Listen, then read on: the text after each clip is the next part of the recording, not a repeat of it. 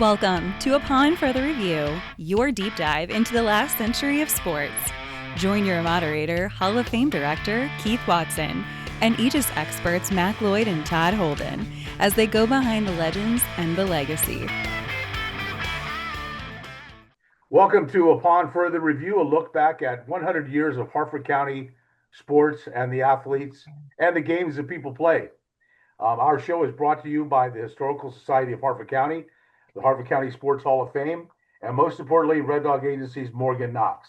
I'm your host, Keith Watson. My partners are two longtime Harford County residents, Todd Holden and Mac Lloyd. Mac reported on, photographed, and followed local sports since the mid-1960s.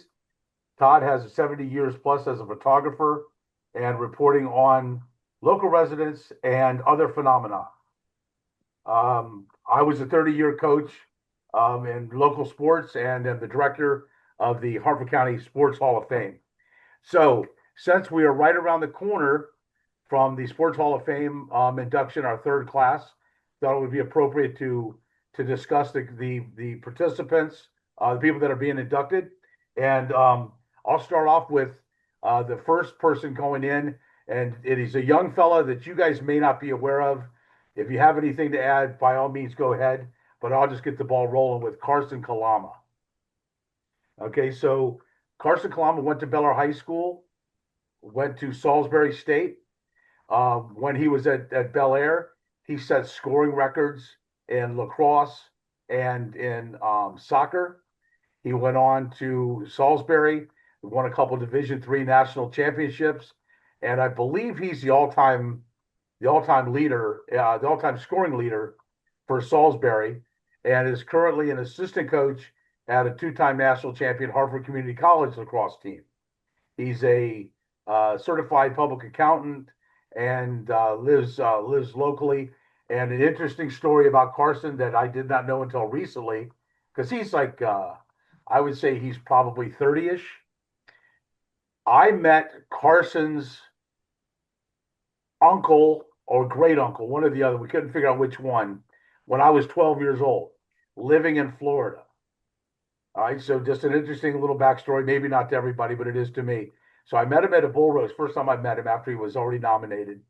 And I said, listen, I got to ask you, just by any chance, are you related to Dave Kalama? And he says, I think I am. I've heard that name all my life. I'm not positive, but I think it's my dad's uncle. And he says, how do you know Dave Kalama? Well, when I was 12 years old, I lived down in Clearwater, Florida, and I worked cleaning up trash and stuff at a surf shop. And most everybody is aware of a belly board called the Maury Boogie board. Well, that was a brand new thing back then.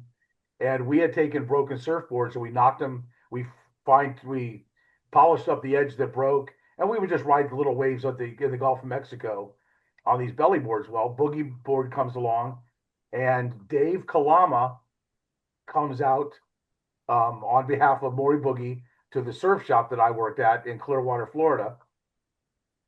60 years later, Dave Kalama the son is internationally known as one of the world's best surfers for riding 100-foot waves.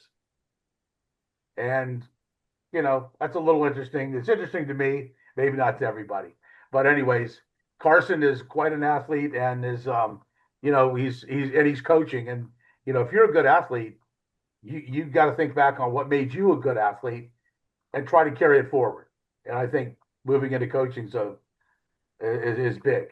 Any thoughts on, you guys aware of Carson Kalama at all? Keith, of the 7 other prospective inductees, he's the only one I really don't have any knowledge of.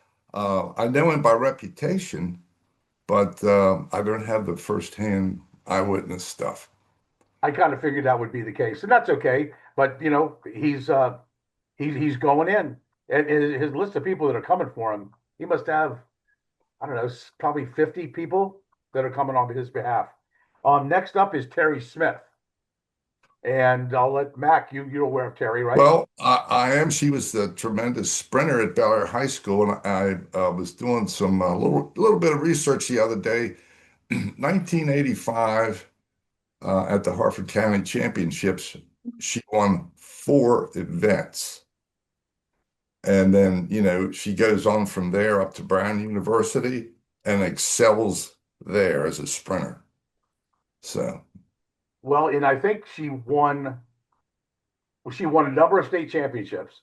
She won a bunch of county titles, but I think she may have won everything she won in the counties. She won at the states also, because I was told that she maxed out the number of state championships that a person could win in one tournament. She did that twice.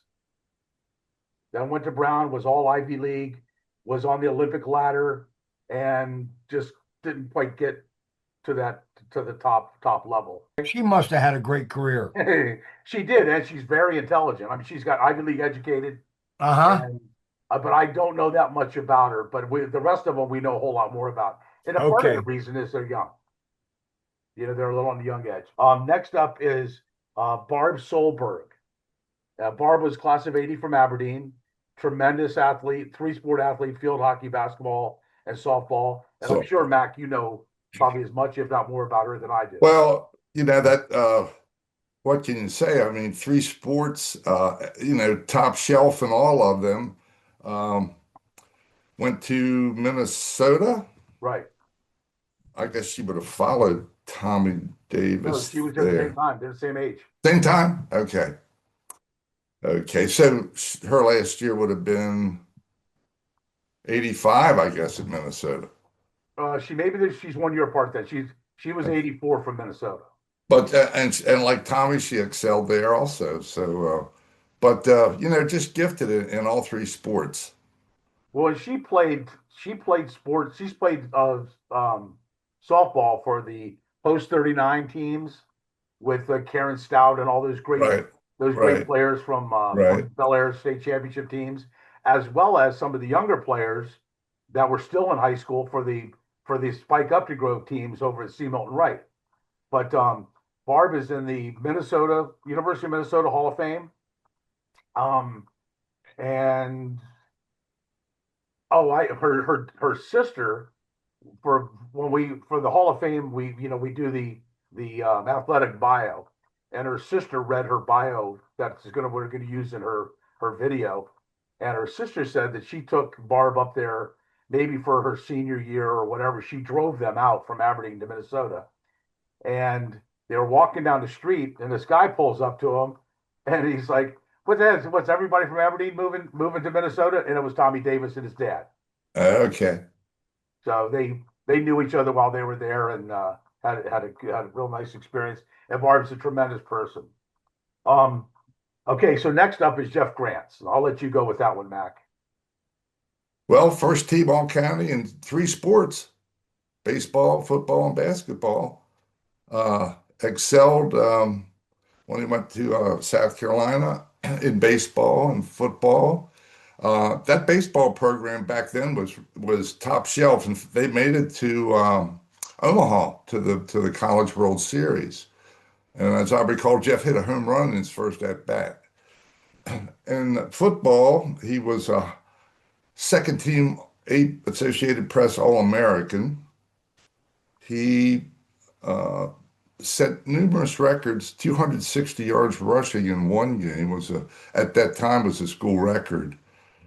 I think it still is a record for a quarterback. And he was an option quarterback. They ran what they call a split back veer, and they could run the ball. Both of their running backs were over 1,000 yards, and then Jeff, I think, had maybe 600-700 yards himself. His final game against Clemson at home, they had 8 possessions, and they scored touchdowns on every possession. Jeff threw 5 scoring passes, and he ran for 1.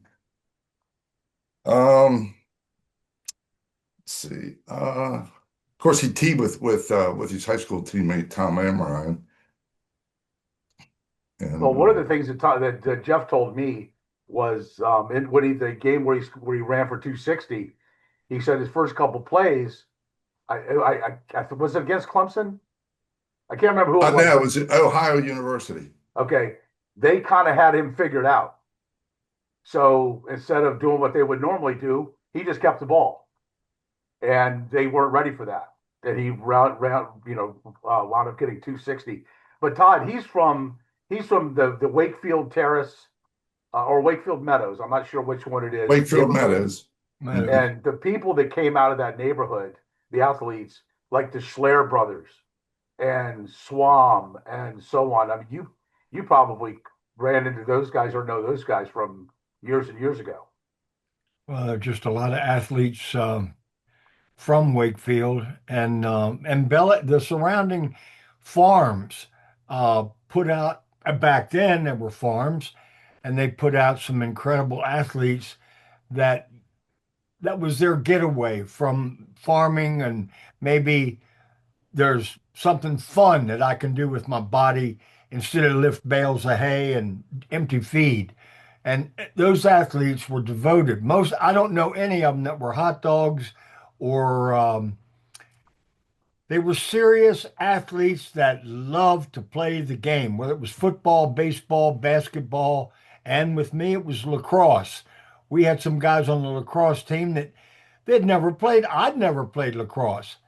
And it was a fun time for the experienced guys who I learned from just being on the same team with them.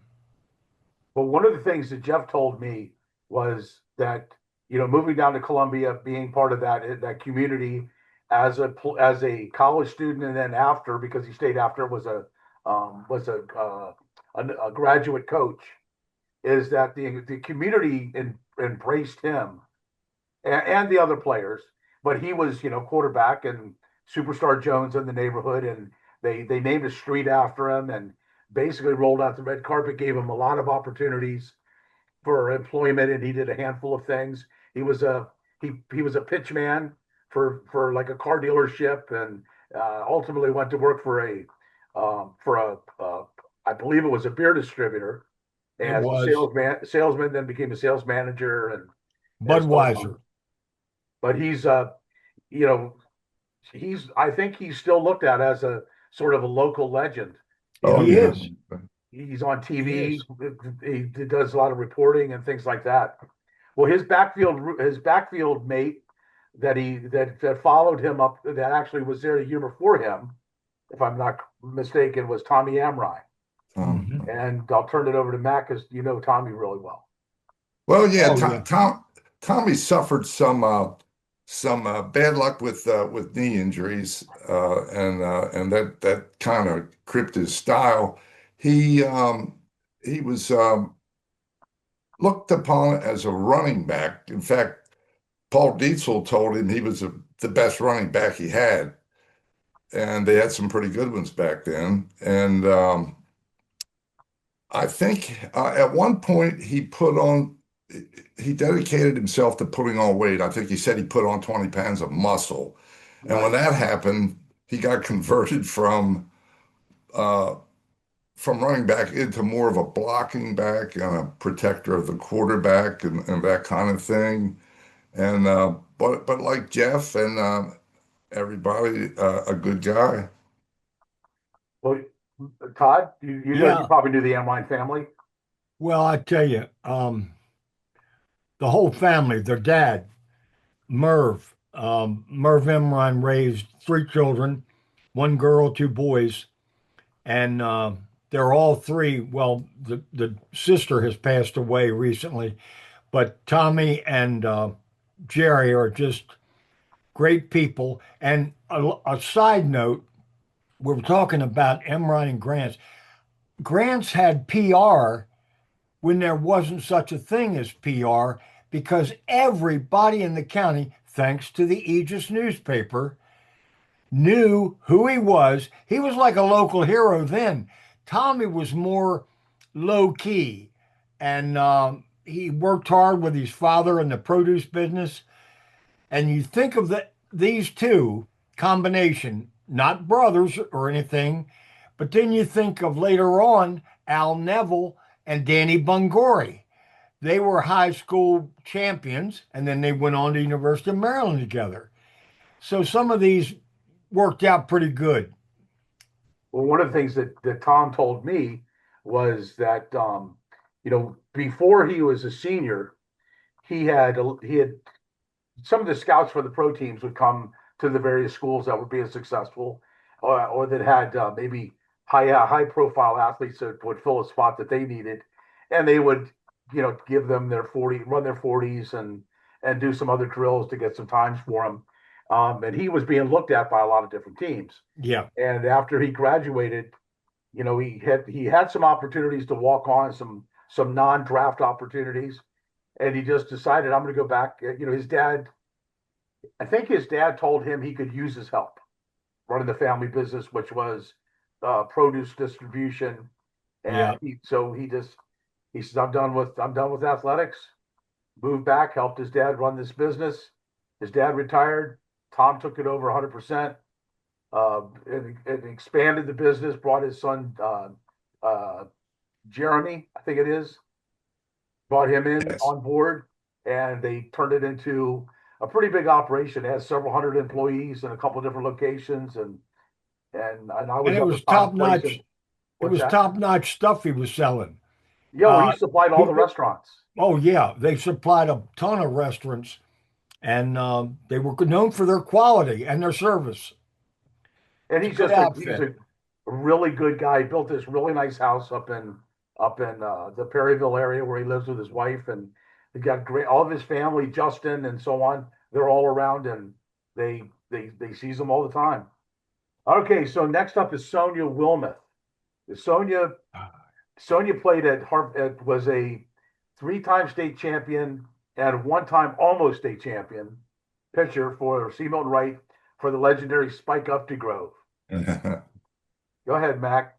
Yeah. Well, and then she, in addition to being, just fantastic as a high school pitcher, and I think Spike's team was that Peabody Press, I think, was the sponsor in their That doesn't mean summer anything. league.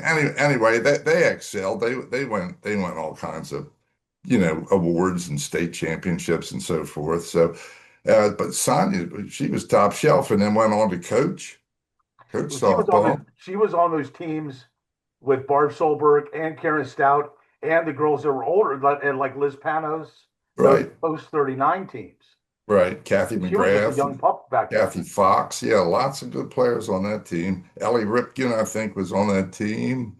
Shirley Ashburn was a catcher. Well, I got to watch Sonia pitch. I'd heard about her. I knew her brothers went to school with me, and I went to I think it was Falston, to watch her pitch. And I never saw she was in a world apart from other high school pitchers.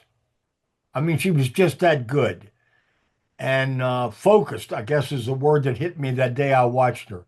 Just a very focused athlete that was really a great. I wouldn't be able to hit a ball against her, which that isn't saying a whole lot, but nonetheless, she was incredibly gifted. And when her dad was in the last months of his life, um, she came down from Pennsylvania, pitched in with her sister Suzanne, and they took care of their dad. And their mother had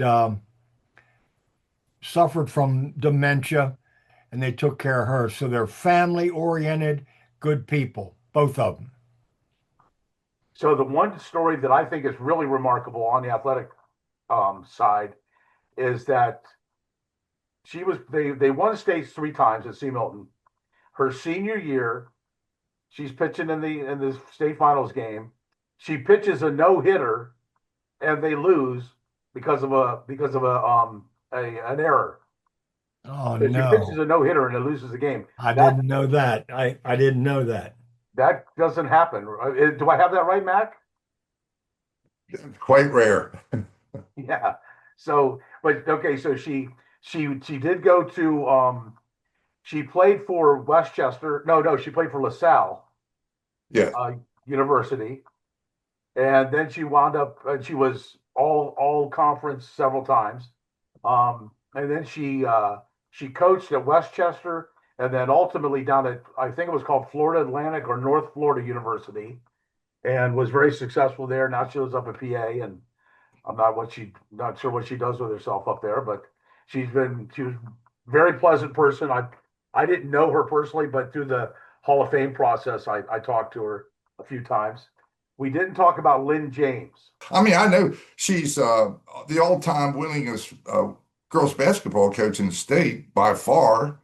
What did she win? Over 600? 620. Yeah, 620. I never knew for sure. I know she went to Tennessee, and I think she played She went there. to Tennessee. They didn't have That's formal NCAA basketball, but she went there on they didn't call it a scholarship because they didn't have sports. They just called it tuition free to Tennessee. And that was coming after a 2-year stint at a junior college in Georgia where she grew up. okay. All right. But she grew up Yes. with a family. She was the only one athletic in the family. And I talked to Fran Matthews, who was around the same time as Lynn, and talked about the games that she won. And then of course Morgan Knox, she played for Oh, Lynn. And all Lynn's right. had a tough time here recently. Her husband passed, and then she's Yeah. not doing real well, but she's going to be inducted in the Hall of Fame. And she's one of those people, 620 wins, no matter how you came about them, that's a lot of wins. That sure is. I Gee. mean, I looked at my time. I had averaged like 25-5 in dual meets, but nobody really cares because I didn't hit 500. Well, I've you had gotta it have a for about magic 20 number. years. Okay, so the last person up is Mac Lloyd, and Mac Oh, is, and I'll let Todd do the oh front of that. God. How did he Well, get on that list? well, if you want me to carry the ball and start it off, I will. I was at the Aegis. It was the best newspaper in the county, and it included the Evening Sun and the Baltimore Evening Post. But we were sports oriented. The Robbie Wallace's career with the Sports Writer's Notebook, and they were always just about as equal on sports as politics, and both sold newspapers. Well, they were looking for somebody to help out. Now, Mac, if I get this wrong, you jump on me, okay? Okay. All right. Robbie said, "Do you know anybody?" And I found Sandy, a couple other ladies that worked there as reporters. I said, "Well, Mac Lloyd, doesn't he string results of softball and baseball in to you?" He said, "Yeah, I never thought of that." I said, "We ought to give Mac a try." And Mac was working at Coppers, I believe, down in Correct. Glenarm. And he came up and he was given more and more and more. And next thing you know, he had a predecessor that I didn't really care for, but Mac fit right into what we were doing in dedication. And of course, was Tom Penrod there when you were there, Mac? No, it was Pete was there, Pete Schlatter. Pete. Well, Pete, yeah. And it was just a marriage made in heaven because these were all local guys, no experience, a lot of us, and given the opportunity by Robbie Wallace and John Worthington to here's the ball, do something with it, and we were very lucky. We were good, and we I don't know. There's no word to put in it. You got to have a little drive and competitiveness in you, and I think Mac probably is the best sports writer, sports editor the paper's ever had. He was Checked in that the mail, dedicated. Todd. No, it's true. If you tell the truth, it's easy. Well, let me hop in there, right? Because I was on the covered end of things when Mac was probably like, in the late 70s. I don't know if you say you're at your peak or not, but the Aegis was such a big deal to us all. And Yeah. it's almost like you're saying this ad nauseum. Every Thursday morning we got together to look at ourselves in the paper, and Mac Lloyd this and Mac Lloyd that. And I'd never met Mac Lloyd, but he knew my mom from the Harco Credit Union, which was, a kiss of death for me because I couldn't get away with anything because all the teachers went to the credit union. and anything I did, good Right. or bad, wound up there. But the first time I met Mac, I saw the name a million times in the paper. First time I met him was when I signed my letter of intent to play football. You came to our house, and I had my hair perfectly feathered and glorious. It was a glorious head of hair I used to have. And I remember you getting ready to take our picture, sit at the table with my mom and dad on both sides, and I had to check my hair one more time before you snapped the picture. And you're like, "Hey, I don't have all day. Got to get that hair right." But Mac was huge in the Aegis sports section as I go through things now, and I count the pages, 16 pages. One of them was one issue had 16 pages of sports coverage. Well, Yeah, I think go ahead, I Mac. was going to say we hit. I think we hit 18 a time or two, and you know, it was really amazing. There was no bean counting, like everybody as the paper, was sold and this and that, and everything was. Anytime you get involved with shareholders, there's a problem with the product. It's going to get shrunken, and everybody's looking to, squeeze the extra pennies. What I'm getting at is I had no limitation on space. If I needed 28 pages, I could have gotten it. I remember one night we had pasted up, I think it was 16 pages, and my boss Robbie Wallace came walking by the paste up room. He rarely would walk in there. He never interfered, and he was puffing his pipe, and he looked at me and he said, "How's everything going?" I said, "Pretty good, Robbie." I said, "We've got a lot of copy and photos left over here." And he looked at me and he looked at Wilson Johnson, who was in charge of the paste up, and he said, "Wilson, put up 2 more pages. That would be blank pages with no advertisement on it." I mean, just do it. What's the problem? Just do it. If you told newspaper people today that, they'd probably keel over. Well, first of all, they Oh, they wouldn't would. believe you, and then they'd keel over. So, and it was so good. I have a question for you. What did you do with all the lines that went in between the columns? Did it ever occur to anybody that maybe that was a wasted space on the page? Well, I kind of kept things organized, I But you know what I'm guess. talking about, those lines, those Yeah, horizontal lines. I right, just right, I'd never seen that in a newspaper. Just a kid that didn't see too many newspapers to begin with. Well, right. you'd have to ask Roland Street, Barney Frew, Charlie Head about those lines because the biggest worry, Wade Krismer was the advertising manager, and he would jump all over Robbie. Robbie, we got to have more. We got to have more advertising space. We're outnumbered 40% advertising, 60% news. Well, to the people in the county, that was a blessing. It wasn't Yeah, full of advertising. Right. And Robbie's example with Mackey of get another couple pages out. You had to have two, and we did it. Why? Because we wanted to be the best in the county and we covered everything. right. I mean, Keep one, I think it was a Friday afternoon. It was kind of a slow time, getting ready for the weekend sports to start. And I thought, I'm going to go grab one of those big binders we used to keep old copies in. And I went back to them. It was the mid 80s. And I wanted to see, how many stories and how many photos we ran in the sports section. Now, I forget the number of stories, but I remember we had 65 photographs in the sports section. Only one of them was what we call a head and shoulder shot, just like a little one column. The rest of them were, 2, 3, 4 columns wide. And that's a lot of sports coverage.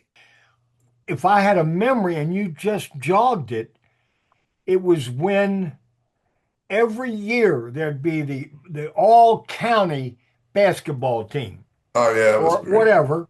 And one year, we were just so good back then. Yep. Everybody was good. You said, I want to do an outdoor picture of the five guys.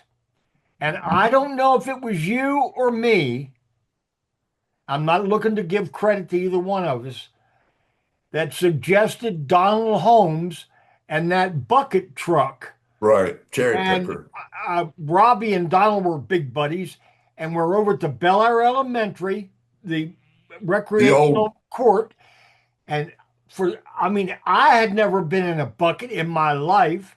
Got the camera, and it's kind of swaying. well, And you said, "Are you ready?" And I said, well, "I'm okay as long as I don't fall out." And I did the shot, and it but was, you blew it up, I think, six so, column so, or five column at least. so we're over top the outdoor court, and Yes. you are directly over the basket. Yeah. And Yeah. I wanted the five guys like elbowing each other, looking up Yes. like to get the Yeah. rebound. And I'm Yep. thinking, now this was brilliant on my non-mechanical part. What I did was I took a roll of duct tape and I laid it on the rim, and and then I taped the tape to the rim, and Hit the ball. I set the ball in the duct tape with the hole in the middle. Oh, okay, Well, like a you can't donut. see the duct tape. No, If that's right. if you're looking straight down, you can't see it. So there's the ball teetering on, and you've got all day to take that picture Oh, because the yeah. ball's not going to move. Now, wait a minute. I got another one, another basketball team. And the title of it, I'm going to give you the title and you tell me where I took it. Uh, The Doctors of Dunk. Operating room at Falston General We Hospital. somehow we got in an operating room. Well, Robbie was on Everybody the. had the smocks on, and they let us go in there and take Yeah, a photograph of the five greatest yeah. basketball. They Now had to those put. pictures are iconic. I Yeah, they mean, are. and your creativity is why they're there.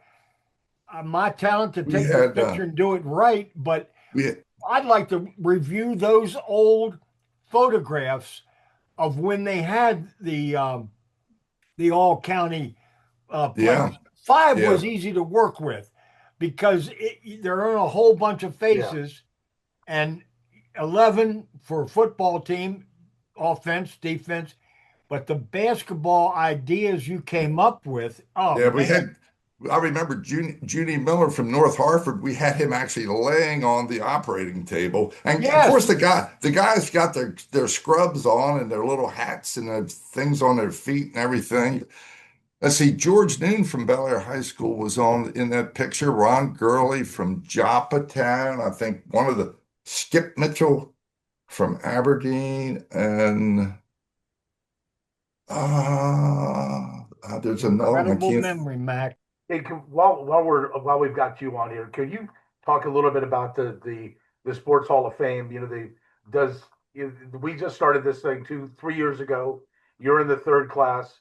We've had Olympians, world champions, professional athletes, and we're trying to develop this thing. And I feel like we're going the right direction. I'm always looking for input from other people.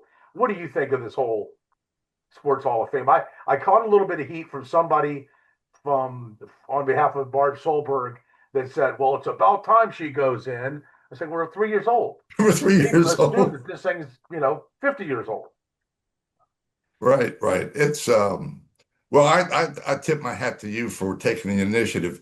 That Hall of Fame crossed my mind many times, but that's all it did was cross my mind. I didn't take any action on it. So but it long overdue. I've been around so long I could think of so many people, unfortunately, no longer with us who would, certainly deserve of the royal treatment and inducted into that Hall of Fame. Well, while you're on that, let's talk just briefly. I just came back from Florida, as you guys know, and I saw Fred Calcutt, who was class Right. of 58 or 59. I'm not sure from Bel Air, but I grew up hearing about Mankiewicz and Calcutt and their athletic exploits, so to speak.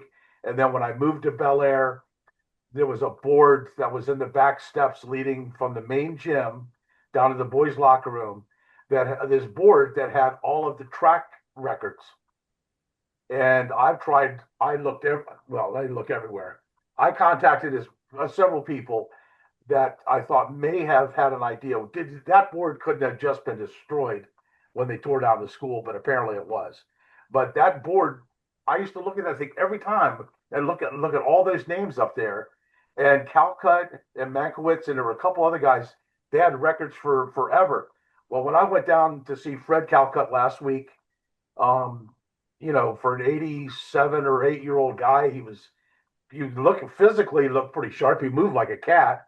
The women loved him because he's got that outgoing personality. And you saw my email about some of the people in the assisted living homes. They lose a little inhibition sometimes, and new people come around. They're trying to grab attention. It was quite an experience for me. But when I got a hold of Craig Reddish and I said, "Listen, we got to do something for this guy," Todd Holden is nominating him, and who knows how long he's going to be with us. And Right. he told me that, and I believe him, that he really doesn't think much about those days. It just doesn't come up. So we got that football shirt, the hooded sweatshirt set down, and I took it over there to him, and he was the cock of the walk, man. He was walking around like he owned that place. Right. But Fred Calcutt is one of those guys that, along with a handful or probably a whole bunch of other people, that we should figure out a way to get them in. It'd be nice to get them in while they are able to walk across the stage. Yeah. Well, Fred and I had class together, a lot of classes. I watched him play football, and he was on the same lacrosse team with me. And we didn't know how to play lacrosse, but Fred was a midfielder, obviously, because of his speed. And he would get the ball instead of cradling it and just run to the other end and take a shot. I mean, he would pass and they would pass to him, but it was really funny because there was another guy, Dave Edwards, tremendous athlete, and the two of them were our midfielders. And if they were working together, we didn't win many games. It was all Baltimore City, Friends, Boys Latin, St. Paul. There was nobody in Harford County playing lacrosse back then, but Fred took that on too, and he had a great sense of humor. Just funny, but not an egomaniac like King of the Hill or anything like that. Humble guy. He's still funny. Oh, he is. I didn't know what to expect when I was like, I'm gonna go see this guy and his assisted living. I didn't know what to expect. I was Well, there for an hour with him. when I was talking to him the day you were there, I said, "Well, how are you doing?" He said, "Well, I'm getting ready to go to the rehab. I'm still athletically inclined." And I laughed and he laughed, but it's true. He's one in a million and just as real as they come. Well, So, say he moves like a cat. That's not exaggeration. oh yeah, Those people up there, they're trudging along and he's shucking and jiving. oh Like, yeah, give me the rock. I'll carry the ball. A great guy. great guy. So one other thing before we wrap this up, what I wanted to get Mac's opinion on is, we're coming up on the NFL draft. Harford County has had, I'm guessing somewhere in the neighborhood of 3 dozen athletes that have played in professional football in some way, shape, or form. And the draft has got to, it's a much bigger deal now than it used to be. Talk Right. about the athletes and the coverage that they received from the Aegis, and maybe even from, what was it, the News American and the Sun back in the day. What are your thoughts or recollections on that, Mac? On the players, well, mine first jumped to Greg Boone, Bel Air High School running Right. back, and he went to Duke, played for Red Wilson, and I don't know, maybe another coach along the way. I don't Steve know Spurrier. how long. He played Spurrier for was Spurrier for a year. Spurrier. Well, now was that when he was in the USFL? Yeah, well, he played for Spurrier at Duke, and Well, then Spurrier went to the Tampa Bay Bandits in the USFL Okay. and told Greg, this is what Greg told me. He said, I'm going to get you in our draft next year if you're still around when our number comes up. Yeah, he was. I know when he played for Coach Wilson. Wilson said that Greg was the best blocking running back he ever saw anywhere. And he was a tough guy. Wasn't that big? Wasn't that, what was he, 5'9" maybe? 5'9", we graduated 5'9", 195 with a 4.3 40 and a 450-pound bench press. Tough nut. And then, you've got other, of course, we all know the Randy McMillan story, with the Baltimore Colts and then the Indy Colts and so forth. And Pankey. Oh yeah, of course, Big Irv Pankey with the Rams, and then he ended up with the Colts, I think, the last year or two, right? And we've had guys, of course, the Henderson brothers, EJ and Aaron, linebackers, Minnesota Vikings, played at Maryland. Gosh, there were so many. There was actually there's a lot of guys that just got like Jeff Grant. He was brought into the Dolphins, and they right. said, "We want you to be a wide receiver." And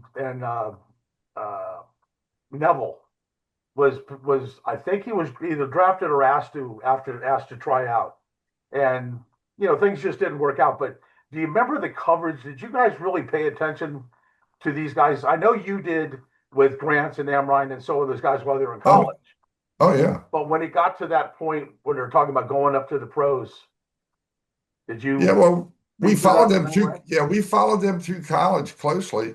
All the blue chippers. The guys we knew had a shot at going up to the next level. Oh, sure. I thought it's interesting that we had the Colts would be looking for local talent. I mean, to draft Randy McMillan first round. That's huge. I mean, not many, you got 32 people get a chance to be a first round draftees. Right. Out of the 3,000 that are eligible for the draft. Yeah, I mean, I was over at the headquarters that draft day over at Owings Mills, and I think it was Mike McCormick was the head coach at the time, and I believe he was the one who came in and announced our first pick as Randy McMillan. Well, I backed up, fell against the wall. I thought, oh, this is great local angle here. So I was, super happy to hear that. Yeah, I don't know if we have anybody that's going to be any low. Well, we got the Hemby boy, the Hemby, right. Roman Hemby, that he went to John Carroll, went to Maryland, then transferred to Indiana, won the national championship. Right. He was just on Good Morning Football the other day, and being interviewed. And I don't know if he's going to get drafted or what'll happen there, but there's probably a couple others. Well, probably not from Hartford County, but University of Maryland guys that. University of Maryland being in the Big Ten helps with exposure, but doesn't help with the one that wins and loss record. Well, that could change. Yeah. Well, listen, fellas, I appreciate your time. Next time we get together, we want to talk about some racing.